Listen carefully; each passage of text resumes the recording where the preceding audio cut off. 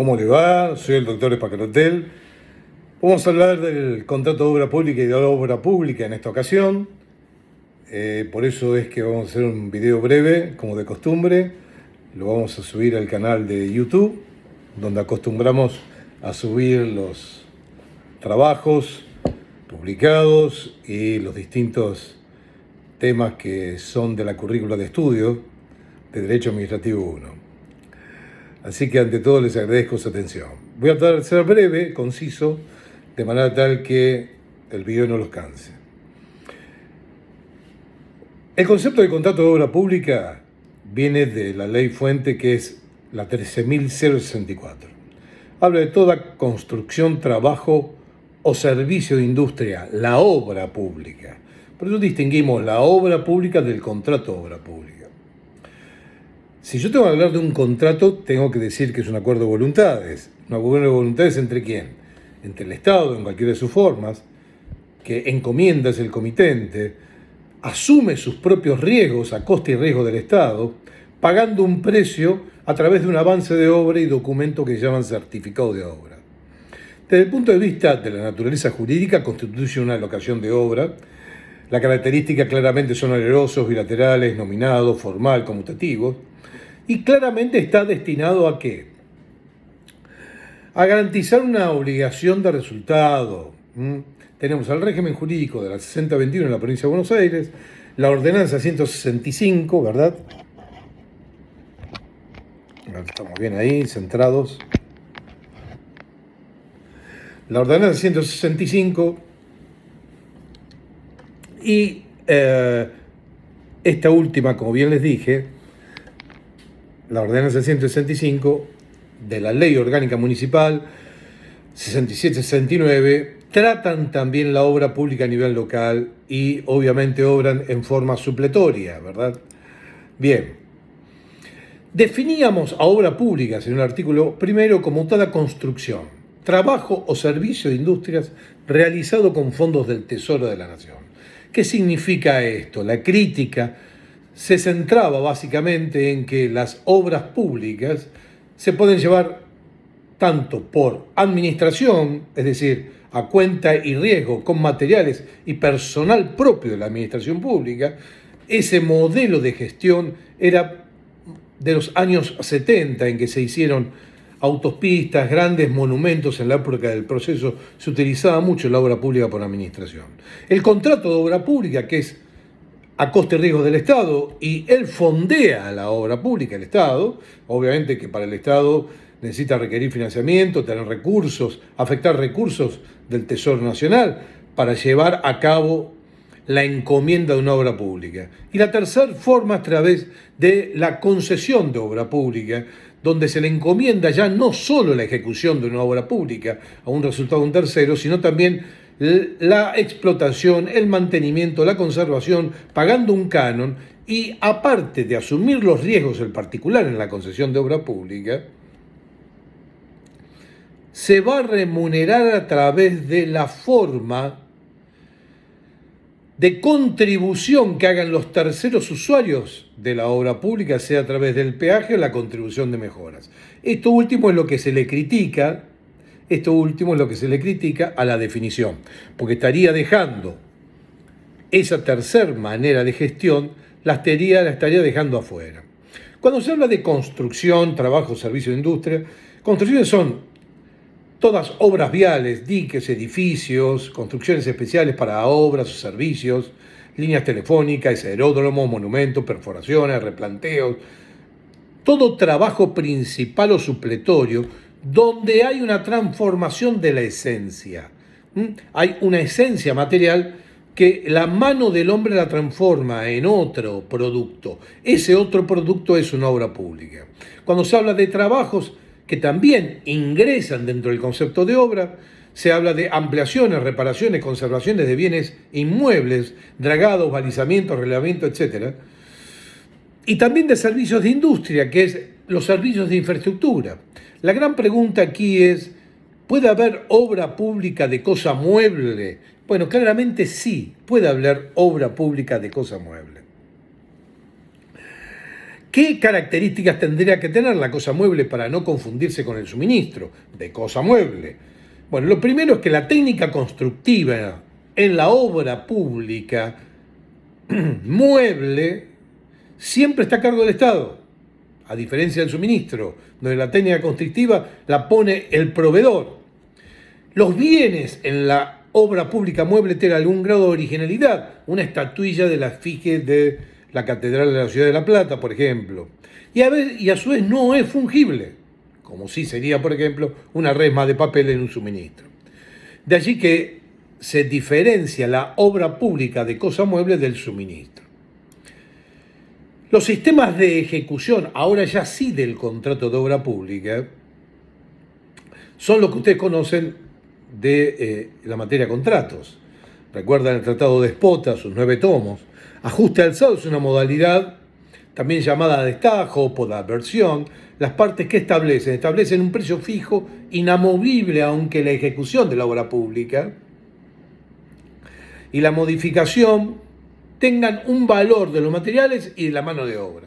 Es decir, se hace un precio único, global e inamovible, cuando, sobre todo, el ajuste alzado es absoluto y no hay forma de modificar los costos ni alterar el precio acordado. Tal así que cuando se encomienda el trabajo, se consigna expresamente que el ajuste alzado se va a regir por las disposiciones del Código Civil permanente, es decir, aunque se encarezca el valor de los materiales de la obra pública, el locador bajo ninguna excusa o pretexto va a poder modificar un aumento de precio en el ajuste alzado absoluto. 3 supuestos determinan variables del ajuste alzado: alteraciones del proyecto, trabajos adicionales y trabajos imprevisibles. Bien digo, los adicionales de obra se distinguen de las ampliaciones de obra. Una ampliación de obra no modifica el objeto, sino lo integra. En cambio, un adicional es contingente. El Estadio de Ciudad de La Plata es una obra pública. Hay que distinguir una ampliación del estadio a un adicional que puede ser la pista auxiliar, o trabajos imprevisibles que es cambiar el proyecto. En todos los supuestos interviene la Comisión Asesora de Obras Públicas del Ministerio de Infraestructura, ¿verdad? Decíamos que el ajuste alzado tiene estas 2 variables en el sistema de ejecución del contrato de obra pública. El sistema por ajuste alzado absoluto, donde no hay modificación de precio por no darse los supuestos antedichos, esos 3 supuestos excepcionales que acabé de explicar, y el sistema de ajuste alzado relativo, que permite que se efectúen modificaciones de un monto original del contrato. Puede haber un incremento hasta un 20% del total y disminuciones sobre un total de un 10%. Ahora, bien, la inflación no constituye ajuste alzado, sino que la inflación es otro fenómeno en la ejecución del contrato administrativo que afecta el alto riesgo económico, y ahí lo que se exige es un sacrificio compartido. Son medidas ajenas, imprevisibles, que ninguna de las partes han podido prever. Bien. Precios unitarios. Se acuerda un precio de la ejecución de cada elemento unitario de la obra pública, porque habíamos explicado que en el contrato de obra pública, los documentos del contrato, más adelante vamos a decir, integran no solo la oferta, el pliego, el proyecto, los planos, el plan de trabajo, sino que el pliego también contiene cuál es el sistema de ejecución y las variables del sistema de ejecución según que sea por precios unitarios, unidad de medida. Esas posibilidades básicas hacen que en el primer caso hay unidad de medida con determinación de cantidad, no solo el precio por metro cuadrado, metro lineal o metro cúbico, sino por cantidad de obra. En cambio, precios unitarios por unidad simple, ahí solamente se consigna el valor de la unidad por metro cuadrado o por unidad, pero no la cantidad de obra. Y este sistema obviamente es mucho más flexible. En el sistema por coste y costas se utilizan para situaciones de realmente emergencia. ¿Por qué? Porque el dueño le reembolsa al empresario, es decir, el comitente le reembolsa al empresario que anticipa los gastos, el contratista los anticipa y en forma periódica va liquidando los gastos directos en que incurre para ir financiando la obra, justo con los indirectos. A este conjunto de gastos se le llama coste y la retribución que corresponde se denomina costa. Esta costa puede ser mediante una suma fija, una porcentual o un tope máximo, ¿verdad? Este sistema de coste y costas está anticipado, el empresario invierte, el contratista invierte. ¿Qué invierte? Los materiales en la mano de obra. Y luego, comitente lo tiene que reembolsar. Cuando se habla de mano de obra no solo se paga el concepto de jornales, sino también las cargas sociales correspondientes, los premios. Todo ese conjunto de gastos inciden directamente con el avance de obra que se denominan gastos directos.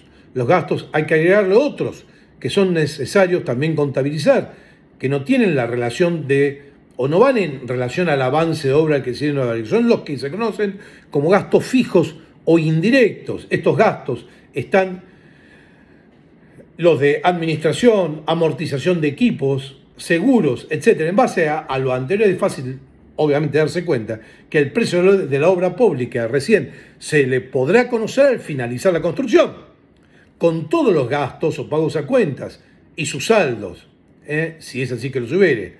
Este sistema de contratación, el riesgo económico en lo atinente a la obra que se trata, no recae sobre el empresario contratista, sino que se traslada al Estado. Entonces, obviamente hay que tener mucho cuidado en las costas y costas como un sistema de ejecución. Por eso es que se usa por razones de emergencia, básicamente. ¿Cuáles son los documentos del contrato de obra pública? Decíamos que la oferta, el pliego, el proyecto que hace el Estado, los planos que hace el Estado. Ahora, el plan de trabajo, según el sistema de diagrama de Gantt, donde se trabaja con un avance de obra de inversión tiempo, XI, ese plan de trabajo debe aprobarlo el Estado. Cuando el Estado, por acto administrativo, aprueba el plan de trabajo, se perfecciona el contrato. Luego se firma el contrato formalmente, pero el momento de perfeccionamiento es la aprobación del plan de trabajo. Entonces se adjudica, se firma el contrato, se aprueba el plan de trabajo, pero tampoco empieza a correr el plazo de ejecución. El plazo de ejecución empieza a correr con lo que se denomina acta de replanteo. El acta de replanteo es aquella que, constituido la figura emblemática del contrato de obra pública, que es el director de obra, un funcionario público, y el representante técnico del contratista, se constituyen en el terreno. Y le hace formal toma de posesión del terreno con el amojonamiento, nivelación, se trazan las líneas, la mensura. Replantear significa volcar el plano al terreno. Puede haber contingencias, claramente, puede ser que esté inundado el terreno o esté usurpado. Obviamente allí entonces habrá que hacer un acta. Los abogados del representante técnico invocarán la causal por hecho de la administración, por incumplimiento de una obligación, la responsabilidad es contractual. Si invoca fuerza mayor, seguramente que allí es un acontecimiento ajeno que va a beneficiar más al Estado. Luego del replanteo, si no hay ningún problema y toma de posesión, empieza a correr el plazo de ejecución, según lo habíamos establecido en el pliego. Supongamos que para la construcción de una obra pública inmueble de 7 pisos para un edificio de la Delegación de Rentas lleve 1 año y medio o 2. Y el plan de trabajo sea por precios unitarios y se divida la obra en etapas mensuales o quincenales, donde se otorgan órdenes de servicio, que son verdaderos actos administrativos por triplicado. Uno le queda al comitente, otro al contratista y otro va al Estado en el registro de órdenes de servicio. Allí se describe la etapa previamente que estaba delineada y aprobada en el plan de trabajo. Por ejemplo, amojonamiento, nivelación del terreno, encofrado, subsuelo, mayólicas, etc. Luego de la orden de servicio viene algo muy básico. Concluida la orden de servicio, se hace el acta de medición. Es decir, se mide la obra. Viene el director de obra pública y la mide. mide la obra. Medir la obra es, lisa y llanamente, analizar si están los metros cuadrados puestos en obra, analizar si, aparte, están los metros lineales de cañería, analizar si están los metros cúbicos de arena puestos en obra. Todo eso es dinero. Como es dinero, el acta de medición es el documento previo a un documento que le interesa muchísimo al contratista, y es el certificado de obra pública, cuya naturaleza jurídica es un acto de documento porque es una declaración de conocimiento, pero desde el punto de vista comercial es un título de crédito porque lo va a descontar, no va a esperar los 30 días para pagarlo por tesorería, lo va a descontar en el banco contra un interés, porque tiene que financiar a los proveedores el contratista. ¿Estamos?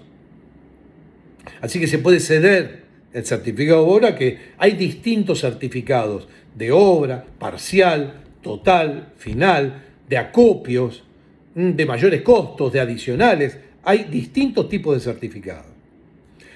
En este juego de orden de servicio, acta de medición y certificado de obra se hace el avance de obra, en ese eje de coordenadas donde hay tiempo e inversión. Y hay que analizar la curva de inversión según el avance de obra. El avance de obra debe ir conjunto con la certificación. No puede tener una certificación de un 80% y un avance de obra del 20%. Claramente allí hay una irregularidad. Eso no puede ocurrir. Hasta que se llega a la recepción provisoria. La recepción provisoria es una etapa donde la obra concluida permite que tome la tenencia del Estado y la apruebe, la ponga en funcionamiento, la ponga en marcha, dejando el empresario las máquinas y los empleados para que la apruebe el Estado por 3 o 6 meses, que es el plazo de los vicios redvitorios. Y en ese periodo, aparte de certificar, hay un fondo de reparos que le descuenta el 5% del certificado de obras para que el Estado lo retenga, junto con el seguro de caución de obra, que se transforma el seguro de oferta en seguro de contrato de obra pública, o garantía de obra pública, que es un seguro de caución. Si en ese periodo se detectan irregularidades, va a dar nueva orden de servicio y va a afectar los fondos del reparo. Y también puede, si persiste el incumplimiento del contratista, llevar a cabo la reparación por sí ante sí.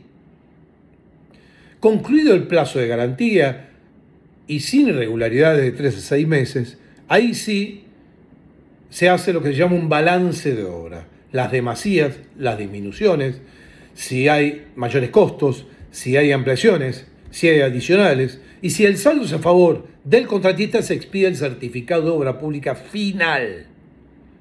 Y así se hace la recepción definitiva.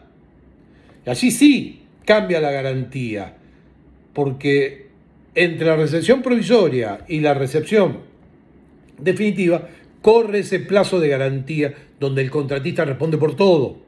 En cambio, luego de la recepción definitiva, responde por ruina total o parcial. Bien. Estas son las etapas básicamente que hay que saber. Todo esto está en el régimen provincial 6021. Por ejemplo, la inspección de obra y el representante de obra están en el artículo 31 y 32. Los documentos que yo enumeré están en los artículos 5, 6, 7 y 8 de la 6021. Lo mismo que el modelo de pliego de bases y condiciones. El principio de sujeción al contrato está en el artículo 35. El régimen que expliqué de recepción provisoria y definitiva está en el artículo 49 de la 6021. Hay que leerlo. En el régimen municipal tenemos el 136 de la LOM, el 138 de la LOM, el 148 de la LOM. Por ejemplo, el 136 de la Ley Orgánica Municipal habla del legajo de obra pública, que se integra con los planos, los pliegos, el presupuesto, la memoria, los datos técnicos y financieros, los documentos del contrato. También el 137 de la Ley de Obra Pública da la posibilidad de llamar a concurso de proyectos integrales. Hubieron distintas obras públicas, por ejemplo, el Consorcio Puerto Madero, el BTV, que se hicieron a través de concursos de proyectos integrales como el Estado de Ciudad de la Plata. El Estado ni siquiera delimitó la idea, sino que llamó a ver qué hacemos con estos galpones de la Administración General de Puertos. Bueno, se trajeron ideas, el que gana idea luego en la futura licitación tiene un hándicap. Porque muchas municipalidades carecen de oficinas técnicas para tener profesionales que hagan el proyecto. Entonces pueden contratar a estudios particulares o convocarlos para que traigan las ideas. Obviamente esos profesionales tienen que figurar en un registro que se habilitan al efecto de profesionales de la obra pública, que funciona en el Ministerio de Infraestructura en la provincia de Buenos Aires.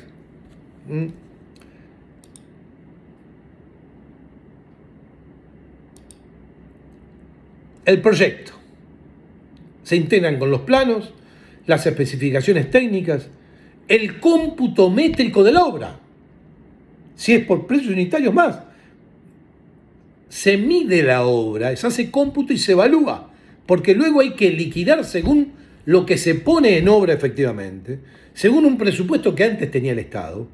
Y hay una memoria descriptiva, todo esto está en el artículo 5 de la 6021. Esas directivas las da la orden de servicio, que es el inspector de obra, el director de obra. Y las funciones están en la ley 6021. ¿Qué naturaleza jurídica tiene la orden de servicio? Es un verdadero acto administrativo que emana del inspector de obra. Se instruye, se controla y se dispone la ejecución del contrato. Es el motor, el impulso a la obra pública. Rige allí el principio de supremacía, dirección y control, que aprendimos en la bolilla de ejecución. Esa dinámica de inspección y representación técnica hace que toda orden de servicio se entienda dada dentro de las estipulaciones del contrato. Cuando el contratista lo considera que en cualquier ocasión la orden impartida se excede de los términos del contrato, el contratista, aparte de notificarse, dentro de los 15 días desde la notificación, puede presentar un reclamo fundado si es que la orden de servicio no se corresponde con la dinámica del proyecto y del plan de trabajo. ¿Qué puede hacer la repartición? Se tiene que expedir dentro de un plazo de 30 días. Y en ese caso contrario, se considera la orden ratificada. Ahora, si el contratista lo observa o se opone a la orden de servicio, no le exime al contratista la obligación de cumplirla. Es decir, la observación bajo el principio de continuidad no le permite al contratista suspender la obra. Ahora, si hay disidencias que ocurren entre la inspección y el contratista, obviamente que el jefe de repartición es el primero que interviene. Esa resolución se puede obviamente recurrir ante el ministro y luego el ministro va, previo dictamen del Consejo de Obra Pública, a decidir, y obviamente es justiciable todo esto. ¿Quién es el responsable del proyecto? La responsabilidad del proyecto y de los estudios que sirvieron de base para hacer el llamado recaen sobre el organismo que encomienda y que lo realizó. El contratista y el representante técnico son responsables ¿de qué? De la correcta interpretación de los planos y especificaciones para la realización de la obra, ¿verdad? En el ámbito municipal, salvo las obras en el ámbito municipal que se hacen por la administración, las obras van a estar a cargo siempre de un profesional contratista que es el responsable de la ejecución técnica. Pero el proyecto lo hace la municipalidad, que supervisa la fiel interpretación de ese proyecto. ¿Qué pasa si hay vicios en el proyecto? Por ejemplo, vicios relacionados con la confección del proyecto, de los planos, por causas geológicas, geomorfológicas, hidráulicas o similares. ¿Qué pasa? Y hay que analizar que respondan o no por incumplimiento del contratista, de las obligaciones previstas en los pliegos. Es decir, el contratista, según los pliegos, tiene que hacer un estudio del suelo, de factibilidad, de prefactibilidad, de control del proyecto y verificación de los cálculos.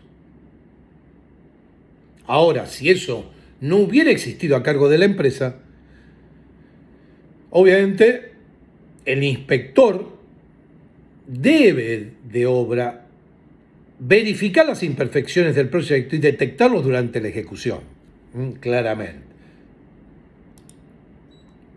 Hay una doctrina de la Suprema Corte de la provincia, que es la causa ICOM, y En esa causa se dijo claramente que si la empresa llevó adelante trabajos adicionales encomendados por orden de servicio, sin formular reparos o observaciones por esa determinación, omitiendo acudir al trámite de impugnación y prescindiendo de toda aclaratoria al respecto, no puede luego soslayarse su responsabilidad en torno a la correcta interpretación de los planos y las especificaciones cursadas. Es decir, el contratista no puede ir contra sus propios actos y luego alegar o pretender eximirse de responsabilidad.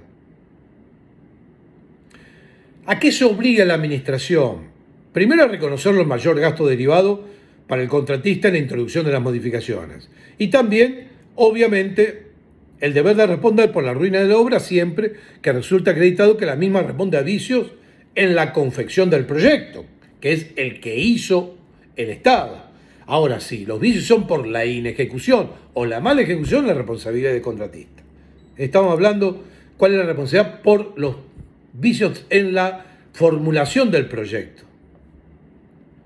Ahora, si hay vicios del contratista por la ejecución, por ejemplo, vicios en los materiales, utilizar materiales inidóneos o que no respondan a las especificaciones legales o confeccionales, o vicios en la construcción, que se producen por no ceñirse a las técnicas del buen arte del contratista en la construcción, en las especificaciones técnicas del pliego de bases y condiciones.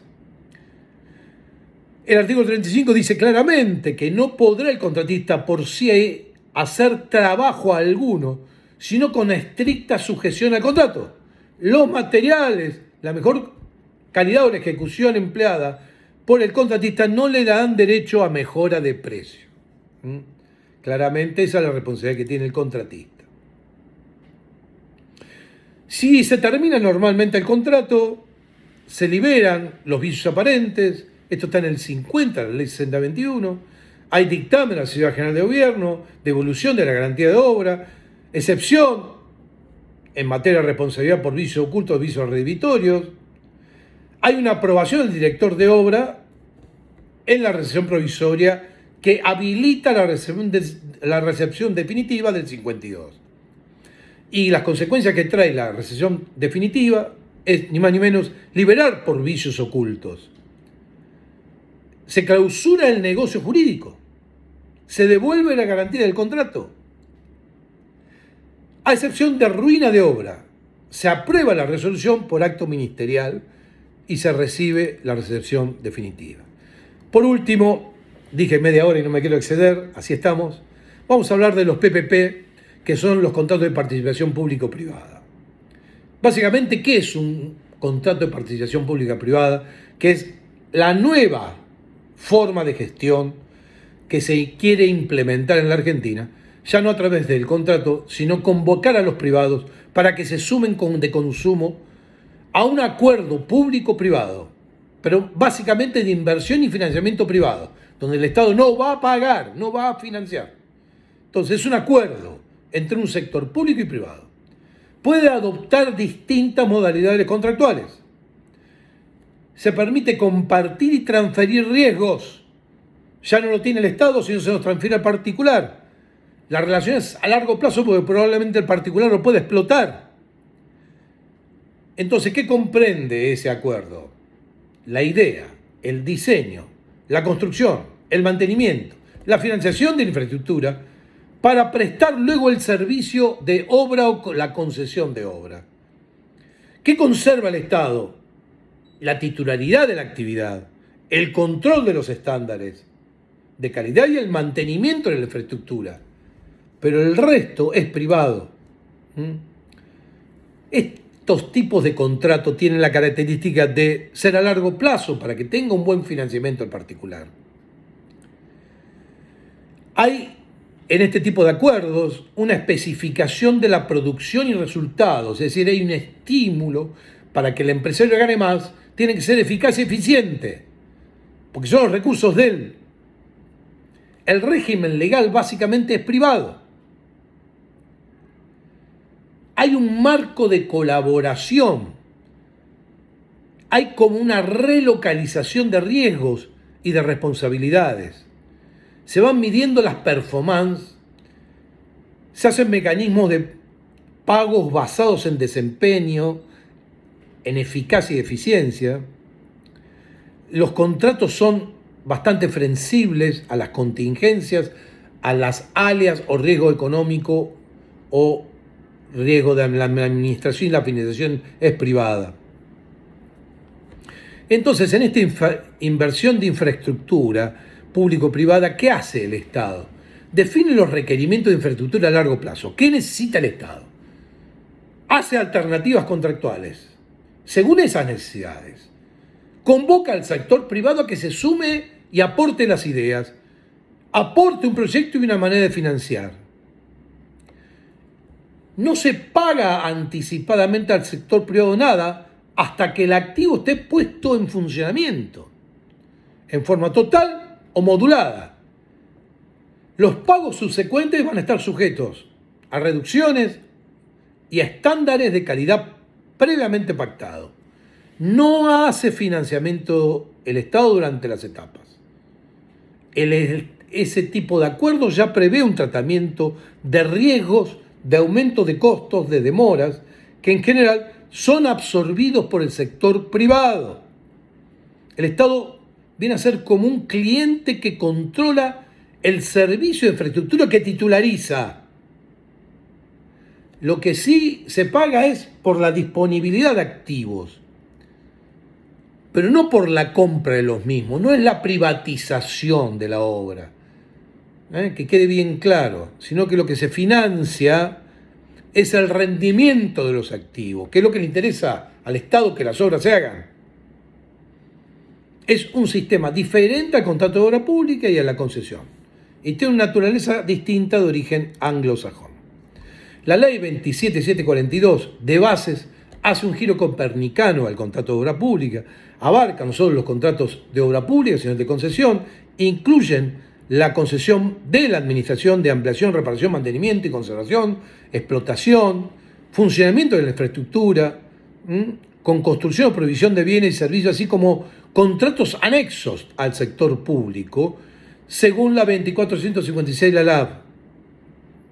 Estos contratos van a contar aparte con financiamiento de organismos internacionales, créditos de la Nación Argentina o de entes como el BID o las Naciones Unidas. Y también la 27742 prevé el procedimiento de renegociación de los contratos existentes y la rescisión. Y hay todo un trámite previo de sustanciación en los respectivos ministerios para renegociar los contratos. La reglamentación de la 27742 da un plazo de 30 días, según el artículo 63, para hacer esa inspección y ese plan de renegociación de los contratos para relocalizar los riesgos y los costos. Es decir, que la obra pública continúe, pero bajo otras características. Bueno, espero haber sido todo lo explícito y claro posible y que tengan una dimensión importante del contrato de obra pública. Muchas gracias y a vuestra disposición.